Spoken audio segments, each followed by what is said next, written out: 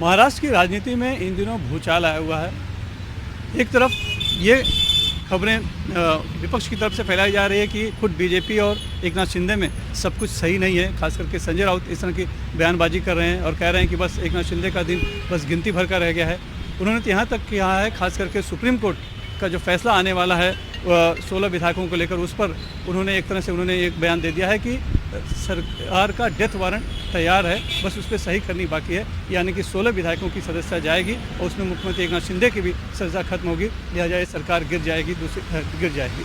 यानी बीजेपी और एकनाथ शिंदे शिवसेना की जो सरकार है वो खतरे में है, एक तरफ वो दावा कर रहे हैं। लेकिन दूसरी तरफ खुद महाविकास आघाड़ी को लेकर भी सवाल उठ रहे हैं और सवाल उठाने वाले भी कोई और नहीं है, खुद शरद पवार हैं। शरद पवार ने अमरावती में कल एक बयान दे दिया।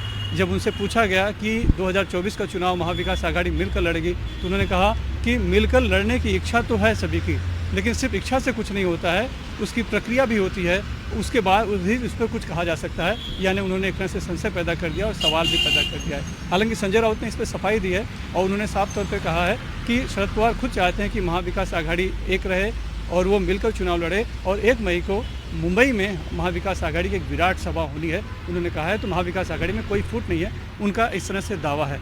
लेकिन जो बातें उठती हैं उसको लेकर बार बार कहीं ना कहीं शक पैदा होता है। खास करके एनसीपी के नेता अजित पवार को लें तो अजित पवार को लेकर खबरें पिछले हफ्ते से उड़ रही है कि वो बीजेपी के साथ जा रहे हैं।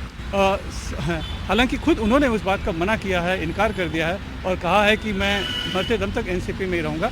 लेकिन जो पहले एक बार जिस तरह से साल 2019 में वो एक तरह से बगावत करके देवेंद्र फडणवीस के साथ मिलकर अचानक से उप मुख्यमंत्री पद की शपथ ले ली थी, उसको लेकर लोगों को लग रहा है, या फिर उनके जो बयान रह कर आ रहे हैं, खास करके पुणे में भी फिर से उन्हें जब पूछा गया कि क्या आप 2024 में मुख्यमंत्री बनना चाहेंगे, तो उन्होंने कहा कि 2024 में क्यों, अभी क्यों नहीं। तो एक तरह से कहीं दिख रही है कि लालसा उनके मन में मुख्यमंत्री बनने की है। तो ये जो अभी फैसला अगर आता है, संभावित फैसला, उसमें अगर एकनाथ शिंदे की सदस्यता जाती है, तो क्या अजीत पवार मुख्यमंत्री बन सकते हैं? यानी क्या बीजेपी अजीत पवार को साथ में ले सकती है या फिर अजीत पवार बीजेपी के साथ आ सकते हैं? तो इस तरह की चर्चाएं लगातार गर्म है। भूचाल आया हुआ है राजनीति में और बहुत कह पाना बहुत मुश्किल है। कहाँ सरकार पे भी खतरे में दिखाई पड़ रही है, वहीं महाविकास आघाड़ी में भी कहीं ना कहीं फूट होती दिखाई पड़ रही है। तो कुल मिलाकर पूरी राजनीति में गोलमोल यहाँ पर घूम रही है, स्थिति डामाडोल बनी हुई है। लिहाजा चर्चाओं का बाजार भी गर्म है और बयानबाजी भी गर्म है।